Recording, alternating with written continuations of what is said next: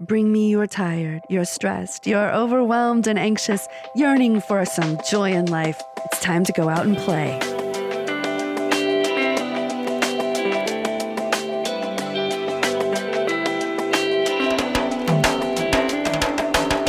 Welcome back to Playgrounding. This is Kara Stewart-Fortier. Today, you are going to hear from Charly Ford. She's a seasoned entertainer, an executive producer and curator of the Queen of Improv and variety show in Atlanta, Georgia, and so much more.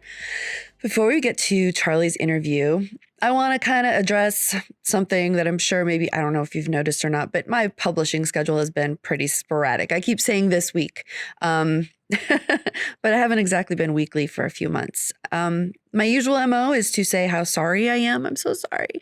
But no, this time I'm not sorry. This is all happening because Playgrounding is changing. Podcast is not, but I am beginning something new, and it's going to be a little bit of a challenge, or I should say it has been a little bit of a challenge to get a new flow going with it. As I've always said, Playgrounding is a labor of love, and the podcast itself will not change. It will continue to be a celebration of play, as instinctual for us as humans, as an evolutionary advantage, the scientific necessity of it, as well as the way it deepens our relationships and our mental health and our spiritual life. That we're going to keep doing that.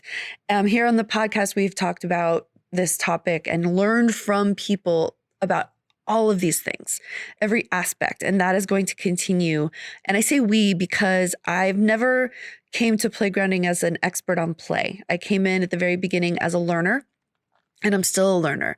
It's an amazing, vast topic. I mean, I've been learning alongside of you every step of the way with every single interview.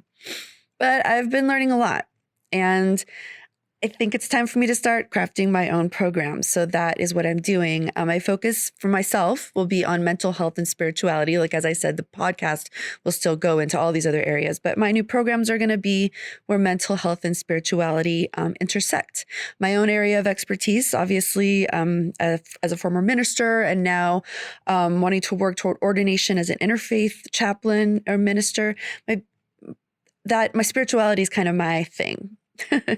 But also my big goal, my big dream is to work alongside mental health practitioners with play. When I started an intuitive eating group a couple of years ago, while I was on hiatus from Playgrounding, I was given a packet on the first day. And on the last page of this packet, there were a list of resources, blogs, podcasts, communities, forums, whatever. And I remember thinking that first day, it was like this little fantasy. What if Playgrounding could be of benefit? What if it could be something that is listed here on this resources page for therapists to give to people then when they leave their first day of a group therapy or something like that? Because the therapists, the mental health practitioners know they can't be there all the time. So they love for us to have books and communities and things like that. So I've been dreaming of Playgrounding or some form of Playgrounding becoming that for someone out there somewhere. So I've been taking some baby steps toward this dream becoming a reality, and it's starting with a Facebook group. The group is called Something to Look Forward to. I'm not planning to build my playground, my playground. I'm not planning to build my playground on Facebook. I don't want it to live there, but I'm going to start there. And what I'm going to start with is the day after Thanksgiving, we're going to do a countdown to the new year, kind of like an advent calendar, but not. It'll be daily reflections on what it means to look forward to spring, even when you're in the darkest days of winter. It's similar, like I said, to an advent calendar, but instead of like religion, it's for people of any or no faith. It's also, there are no little doors to open with little chocolates to pop out. But you will get daily, like, bite-sized videos, discussion questions, posts, and of course, we're going to have some special podcast episodes in addition to the regular stuff we've got coming up. And where I got all of this, obviously wanting to be a part of those resources, but also that one of the things that really tied it all together for me was the quote that is sometimes attributed to Elvis and sometimes it's attributed to Immanuel Kant, which is, for happiness, you need to have something to do, someone to love, and something to look forward to. And if you have any struggles with finding that something to look forward to, which I know at one time, just the idea of having something to look forward to made me cry because I just wasn't looking forward to anything in life. If you struggle with having something to look forward to, I want playgrounding to be a place for you. And if playgrounding isn't the thing, then I hope to, as a part of this whole community we've all been building, all the play people all over the world, that you will find someone that is the right person to help you do that. So anyway, back to today, to Charly Ford. Oh, by the way, you are going to be able to access that Facebook group. It's a hard thing to search for. So go ahead and go to the Playgrounding homepage and you'll find a link to it so you can go straight to it. All right. Again, back to today, to Charly. You're going to hear from one of the playfulest people I've ever met. When Charly's around, it is nearly impossible not to smile. And as someone who's had to relearn confidence in my adulthood and to stop saying sorry all the time, I love Charly's energy. She doesn't tiptoe around at all. She teaches people of all ages how they can do the same, including you, me, children, your boss, your coworkers, you name it. She is an amazing teacher. So let me tell you a little bit about her. Charlette/Charly Ford is an improv acting coach and bold event host. She brings charisma, comedy, and culture to her students and audiences alike. A graduate of the Cleveland School of the Arts, Charly has written successful stage plays, authored a book of inspiration, and has been a featured journalist for national broadcasts media. Since moving to Atlanta 10 years ago, she has had the opportunity to write, cast, direct, and act in several indie films. For the past few years, she's been a recurring host and moderator for the Atlanta 48-Hour Film Project. Charly Ford provides high-quality, synergy-encompassing, exciting entertainment, positive energy, and insightful information. She is currently training with the Theater on the Prowl and the All Stars Talent Show, strengthening her improvisational acting and receiving creativity coaching from Leslie Fredman. She is also partnering and playing with multiple organizations, such as the Global Play Brigade, KEEP, KEEP Incorporated, Kids Entertainment and Education Program, and the Eastside Institute. These organizations are committed to communities of children and adults, providing improvisational acting, performance through play, as well as emotional, cultural, and social support utilizing therapeutic methods worldwide. Charly is very committed and active in her contributions to the missions of these organizations as she implements her gifts and talents as an instructor, playmate, host, and supportive team member. And as Charly says, my life's purpose is to spread love, speak life, and share plenty of laughter in the lives of all the people that I encounter. And oh, she does. Here you go. Meet Charly. Thank you so much for coming on Playgrounding, Charly. It's so good to see you. Thank you so much for having me, Kara, at Playgrounding. You know, I love to play. Oh, yeah. And you love to play. I'm kind of excited to hear what you do because not very many people can be such a great, successful speaker at speaking to both students in school and to the corporate world. And it's just fascinating because I know that you know how to do some stuff on Zoom that nobody else knows how to do. So you've been doing some pretty amazing things here during lockdown. Yes, lockdown has been very busy for me on Zoom, not having to worry about Atlanta traffic. And as you know, I was able to launch my whole website, charlyfordentertains.com during the pandemic. I really had time to sit down and get some stuff done. That's awesome. And not to mention, I've expanded my global international reach, of course, with you at the Global Play Brigade and a lot of other major companies that offer improv and play and things like that.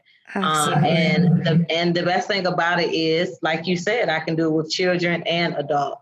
So that is a major plus. Absolutely. This has been so fun. And oh my goodness, even recently, the work that you've been doing with kids in Nigeria as well, you've just been all over the place. So tell me about what do you teach? What do you speak about when you're talking to kids and schools? And let's start there. Well, that is really good. What I really try to instill in children when I work with them is that it's great. It's the best thing to be yourself. You have to be original. You have to trust your thoughts. And I encourage them to just build that muscle of trusting their thoughts through improv performance, as well as lab therapy. I really try to get the children as well to be kind to each other. So certain little things, it depends on the age of the child. Like for instance, if I'm teaching like at a daycare, which I've had the pleasure to do in person, teach a puppetry show about manners and yes, about manners and just being polite. So the children were from the ages of 3 and 4. I would teach them that. Children, when I go to summer camps and teach, I instill in them the freedom of expression through movement, laughter, scene building, just creativity. I also instill in them affirmations, just teaching them how to love on themselves and encourage themselves and not be bullied again. Like I really try to teach them and guide them for those things. When it comes to college age students, I go and I teach them different sales tactics and elevator pitches and things like that, marketing and stuff through improv again, because I totally know and believe that improv is a more useful way of life. It makes it easier and it allows you to build social connection, creative communication, self-confidence, and so much more. What is it about improv that makes it so powerful? Why do you use that particular tool? The reason why I chose improv as my knack, I didn't even choose it. I really believe that it's a purpose and my biggest passion. I graduated from Cleveland School of the Arts and I majored in theater as well as all of the other arts. So I really have a wide array of talents and thespianness skills like acting, singing, dancing, art. There's some of my artwork in the back that I painted. Oh my goodness. And things like that. So I had the pleasure to do it all. But theater stuck out to me the most because I got to play someone else. And I always like to play and use play as a form of comfort for myself. When I was in school, I stuttered a lot. I was a big stutterer. Wow, I can't imagine you stuttering. Because I talk fast and I get my point across, right? And that really, really helped me through theater. And then when I learned different forms of theater, like writing a play and learning how to build character creations, improv is what stuck out to me the most because I was able to think fast and get it out. Because normally when I was a stutterer, it was hard for me to get it out. So when I really took my speech therapy and I learned how to master my own control over speaking, then improv is what I ran with because I was just so happy to be able to say my thoughts as they came along, as well as be creative. And I really believe that it's the most powerful tool in life because it just allows you to treat the world as your stage and you can have as many takes as you want, like 1. Take 2, take 3. There's no messing up in it. And you can always move forward and find the better, the yes in everything. Oh, man. You know, it's funny when I hear that all the world's a stage. When I used to think of it as everything. You know, that's a cute little saying. And I love Shakespeare, but it feels like, oh, well, not everything is scripted. You know, we're not all just performing these scripts, you know. And then when I first met some of you people, you global Play Brigade people, I realized, oh, all the world is a stage, but it's an improv show. Yes, I love it. It definitely is. So how did you come to these, like you obviously have just, you embraced the arts, even though you were a little timid and stuttered and that kind of thing. How did you get into it? What kind of a kid takes on something that courageous to jump into the arts when, you know, it seems like kids that would, you know, when you feel a little timid to move forward and do that, but you just ran out there and learned it. I think I've always been brave, even though I was afraid.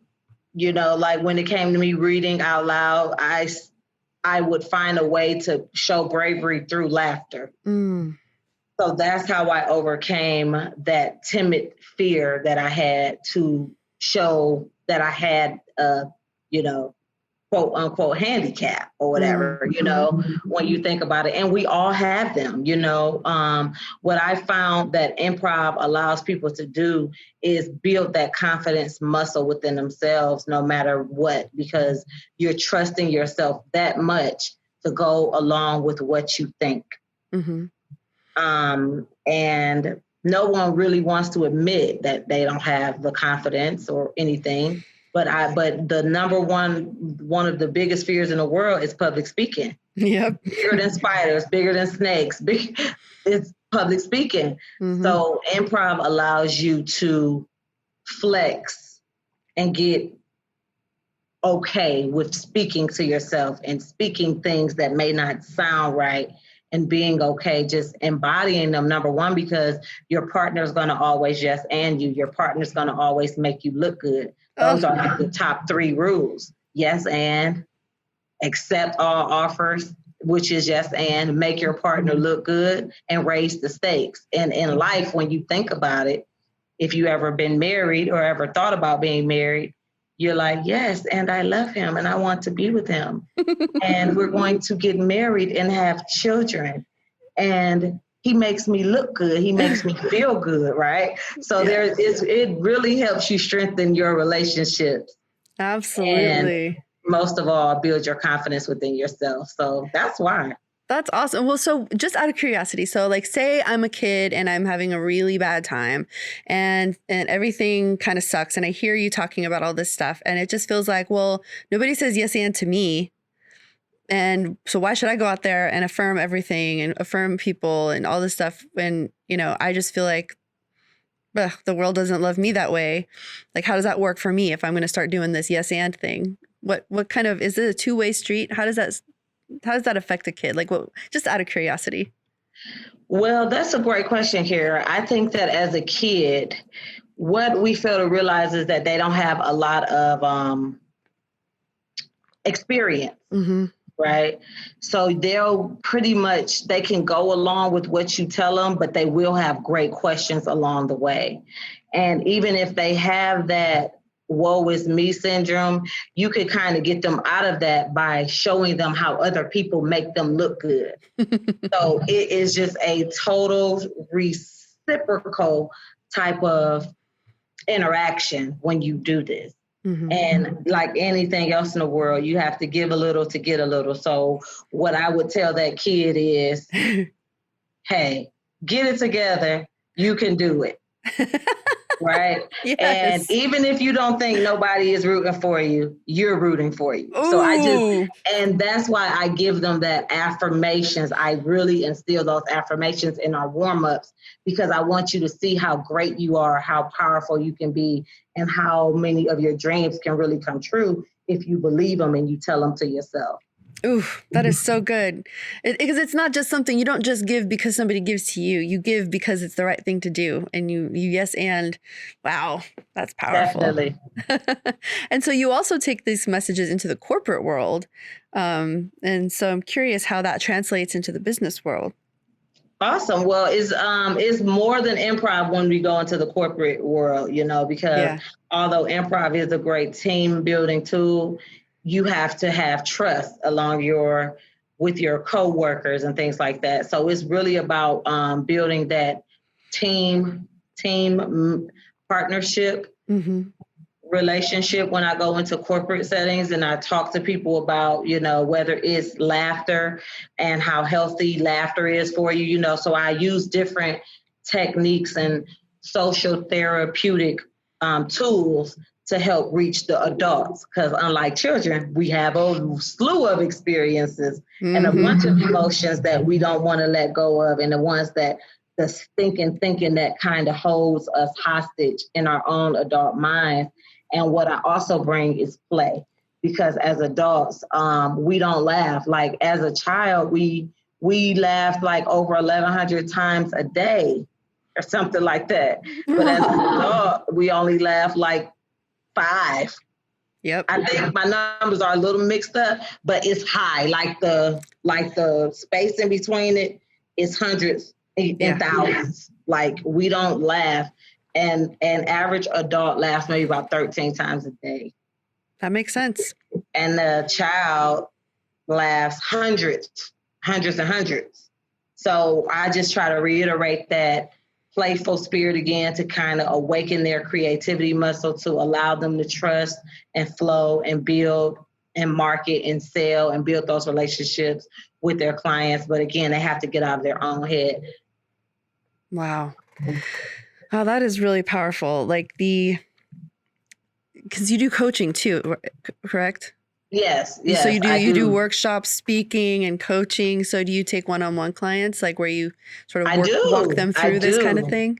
I do. I actually just was in a movie premiere last week, and the young lady who was an actress who played my daughter never had took an improv class. And I came in with an improv role because I also act, but with me being so strong in improv, people normally hire me to come and loosen up the other actors to allow their characters to be more believable. Cool.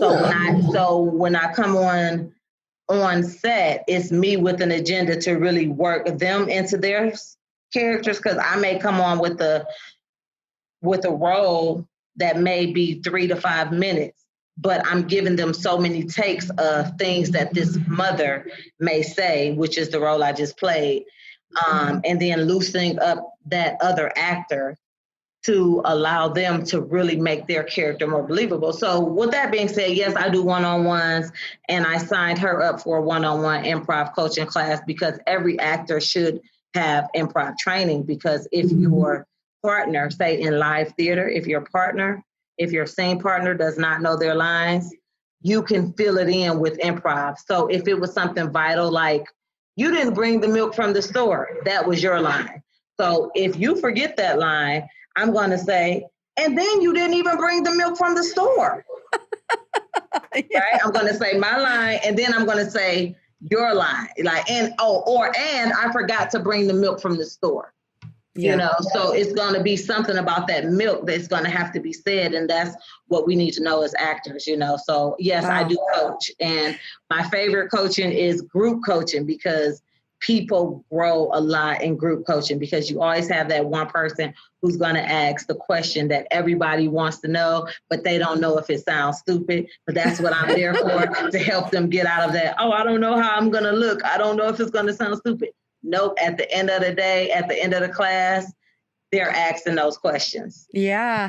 You know, and it's funny, I feel like, and if there's anybody out there thinking, oh, well, I'm not really a theater person, I don't really want to get up in front of people, I don't want to do this kind of thing. Like, I just want to say, like, I actually went to acting school when I was in my 20s, and I ran off to New York and all that stuff. But I did improv. I did improv before New York. How did you love it? I loved it, but I was going through some stuff. Like, I got divorced when I was like 22, and I had all this stuff going on, and somehow the theater just really gave me, I think that whole thing of being somebody else really helped me. I couldn't stand up straight. If I was going to order at a restaurant, I'd use this tiny little voice and the waiter could never hear me. You know, so the theater like helped me learn how to use my voice. You know, the theater helped me with so many things, but improv, I just felt like I couldn't reach through. Like, I wasn't that good at it because I just wasn't ready to be that vulnerable and real and open. I got you, Kara. I got you. Well, and I'm going to give you a coaching session. I got you. Well, I always thought maybe someday when I'm older and I feel a little more secure, I'll be better at this. Like, I thought this back then, where I was like, maybe when I'm older, and it's so funny in this last couple of years, I'm like, I think if I did improv now, it'd be a very different experience. So are you ready? Okay. Okay. Well, I look forward to training you again to freshen up your improv skills. Okay. Because I've been known as the Queen of Improv here in Atlanta when I go to different events that have anything to do with any snippet of improv, because they normally use improv as an icebreaker at all events. And they never hesitate not to call me up. Like, Charly Ford's here, the Queen of Improv. So I go up. But of course, there's more to me than, you know, only improv. Like, yeah. I'm working on some really, really new and big projects where because I've always been a host. And so I'm doing a lot more stuff like that. Oh, great. Like, so for big events, you're like an MC and host and all of that. Oh, Yes, wow. I've been MCs and hosts, moderators before. Me and my partner, we created a conscious community conversations before COVID started, where it was disguised as a group therapy session, because he's a therapist and I'm a host and moderator and also a coach. So we really were able to launch that before COVID, and we had some great meetings, really great topics, where we've had live audiences and things to come and talk about things they wanted to talk to a therapist about. And now we've transitioned that as of recently into a collaborative effort of Coachapy. So now, him being a therapist and me being a coach, we have launched a new program where we can train and therapize and coach couples as well as individuals, get that personal development, emotional connection, and deeper level of intimacy, and involve play and things like that into their lives and relationships. That is brilliant. Bringing in improv and oh my goodness, that's wow. No, that is so exciting, because I the connection is so clear. How that is just such a beautiful, helpful way to approach a relationship of any kind. Because if you think about it, when you're doing a scene with somebody, you better develop some kind of relationship for the minutes that you're doing that. You just, you kind of have to. So there's rules in place to make it so that can happen very quickly. And that's what you learn in improv. And you have to be all in, right? Yes. Those same rules in life with our partners and with our bosses, with our coworkers. Great point. Oh my goodness, so powerful. Wow, that's really cool. Yeah, and you heard it here first on Playgrounding. Yes. This is my first public announcement about it, and we've gotten some articles and some press written up from CBS and Fox and things like that. So goodness. We are going to be launching it this week. So be on the lookout. And I know you're a newlywed, Kara. Oh, so yeah. You may be signing up for a couple programs. Oh, absolutely. I love it.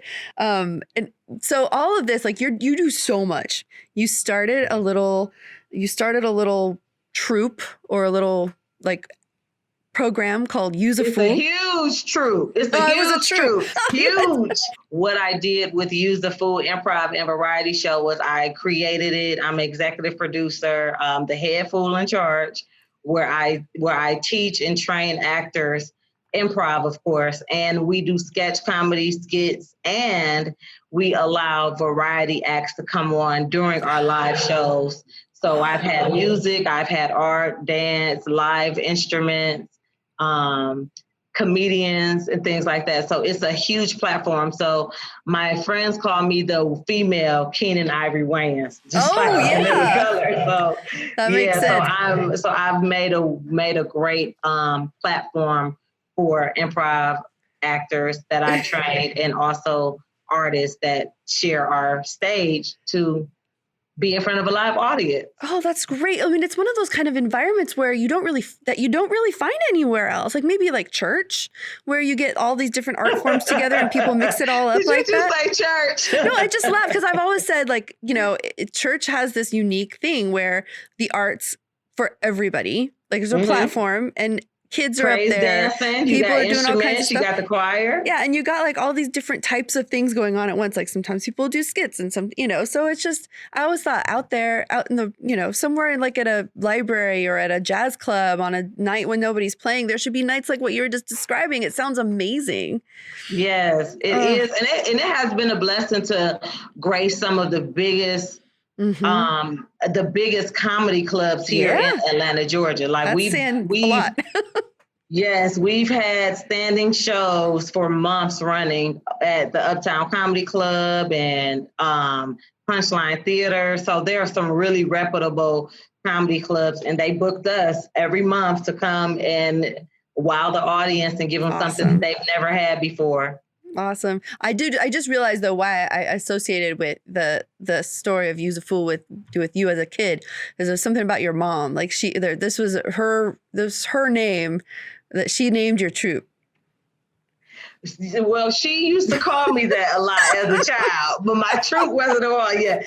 That was one of my taglines, like, girl, use the food. Like, you know, like every time, because I would just have people laughing so hard, and I would just say and do some of the most crazy, ridiculous, funny things.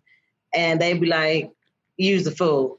And on April 1st of 2017, when I actually created the troupe, I was like, it's April Fool's Day and I'm a fool, so use a fool. And that's how I trademarked the name Use a Fool and made it a huge brand worldwide, actually, because people are seeing my shirts and buying my shirts all over the world.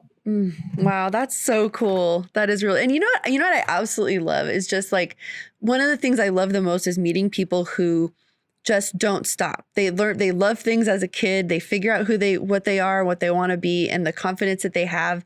They just run with it and they don't stop. Because I feel like so many people, after you reach adolescence, you start throwing that stuff away one piece at a time. And it's just hard later in life when you go, oh no, what happened to me? You know, but when I meet somebody who just kept on going and that you're giving back in the way that you are by helping other people find confidence at all ages, that's just, wow, that's pretty cool. Thank you, Carrie. I really appreciate that. And that is what it's about. Yeah. It's about never losing what you've always loved to do as a child. Because when you do, you can stay centered, you can stay focused, you can stay passionate, and you can live in your purpose. Because what I've learned during this quarantine is when I resorted back to those things that gave me the most joy as a child, like painting and making up games and playing games and singing karaoke. I did it in my own living room for not a dime, and I still spread joy and love and laughter in other people's space that I don't even know I've touched. So when you can stay true to who you are, no matter what it looks like or how it feels or how many no's you get, you can just keep going and you keep playgrounding, I guess. Like you just don't forget that, right? Exactly. Well, part of the reason I started playgrounding was so that I could find people doing that thing. Because I know for me, when I was starting it, I wasn't in a happy place. And somebody told me, think of what you enjoyed as a child. Maybe that'll give you a starting place. Because I was starting over with basically my entire life. And so I just decided just to look at play based on what she said. And I ended up meeting all these people like you who just kept going, just kept doing it. So playgrounding is fairly new. Yeah, I started it in 2016, but then that's right. You took a break. Yeah, I took like a 2-year break. I had to go to therapy. Good. No joke. Therapy is good. Yes, it is. And I have to say, like now I know there's 2 different types of ways of going about it. There's people who rediscover play later in life, and there's people who never stopped. And I'm always just curious, like you're just this, how do they do it? But I just appreciate it so much because it's not super common out there in the world. But it is now because we are literally spreading it day by day. Absolutely. Telling people about the Global Play Brigade. You know, we are inviting them to our wonderful podcast like Playground, and we're holding workshops with Charly Ford Entertains.com and things like that. And we're just spreading it no matter what, even if, you know, what I've really learned is that even when it doesn't look like nobody's paying attention, they are. Yeah. And you're inspiring somebody somewhere. I literally just manifested. I know I had to, because who else could do it for my life, right? Right. Whose line is it anyway? Yes. I love that show. So you know, with Applied Improv Network over the weekend, I'm going to be a guest improv player with Colin. Oh my goodness! Oh, that's awesome. You're the first Brigade to hear. I haven't made the announcement yet. Oh, you are getting all type of breaking news here on Playground. That is awesome. I'm so excited. Oh my gosh. I'll be playing alongside a Zoom screen with Colin Mockery, who is a legend on Whose Line Is It Anyway. Next is Wayne Brady, then Drew Carey, and you know, who knows? I mean, I believe I can even host the next Whose Line Is It Anyway. Oh yeah. Oh my gosh, you'd be amazing. I'm always wondering where the women are. I will make it Fool's Line. Fool's Line is it anyway, or something like that. I got to incorporate my name and my Yes, brand. you do. But oh yes, my goodness. I'm manifesting that. I'm just so happy and thrilled and, honored to even be working aside my childhood teacher mentor through television. He has no idea how much he's taught me and inspired me to keep going. Just like you said, you got to find those little nuggets and those people and that motivation within and outside to keep you going. And I commend you for taking a break and going to therapy and coming back strong like you're doing, because it's the best time for you. You've had interviews everywhere. Nigeria, you're in Atlanta now. You got all type of people lined up from all over the world. Absolutely. This has just been the biggest joy. And I got to do, for the first time, I got to lead a play session with my interfaith schoolmates tonight, just this very evening, right before I started talking to you. I did my first time by myself, sitting here sweating and it was just such a positive experience. And it's once you start doing something that really resonates and is who you are, everything starts to change. Yes, congratulations. Gotten all those shoulds out of my vocabulary now, and I'm just working toward doing it. Yeah, and it really excites me to think about. And I don't know how I didn't really always think about this, but catching kids before they give everything that they love up. Yes. That's what it just what you were saying earlier when you talk with kids, you talk to them about being confident and about, all of these different things that they just keeps needing to be reinforced over and over and over, so that when they're 40, they don't be like, what happened to my life? I didn't plan this. What do I love? Who am I? It's like, you can be like Charly if you just don't give it up. If you just keep going. Oh my goodness. Definitely. I appreciate that. Now, is there anything else you want to add? I know you are available for corporate and for speaking and that kind of thing. And is that something you go to Charly Ford, your website? CharlyFordEntertains.com. Yes. And yeah. So in that, you don't have to be in the Atlanta area to take advantage of this either, because you haven't had a Zoom call. You haven't had a Zoom speaker until you've had Charly. You don't even know what you're in for. It's the kind of thing you can't not come away just laughing and having a better day than you were having before. That's just how it works. I'm so glad to give that out all over the world through Zoom. Like I said, the quarantine was a hidden jewel to just say expand and go global for me, you, and so many other people. I'm sure start that business, write that book, take that class, throw out that stuff in the garage, time to do some cleaning up and making up and just coming out. And what I really, really can say, Kara, that I really appreciate the most about what I do is that no matter what, just like you just said, if you encounter me, you're going to leave happier than what you came. Yes. You're going to leave happier than what you came. So I'm really glad to be that little burst of joy and boost of energy in people's lives when they just feel disconnected, and especially because of the pandemic. Yeah.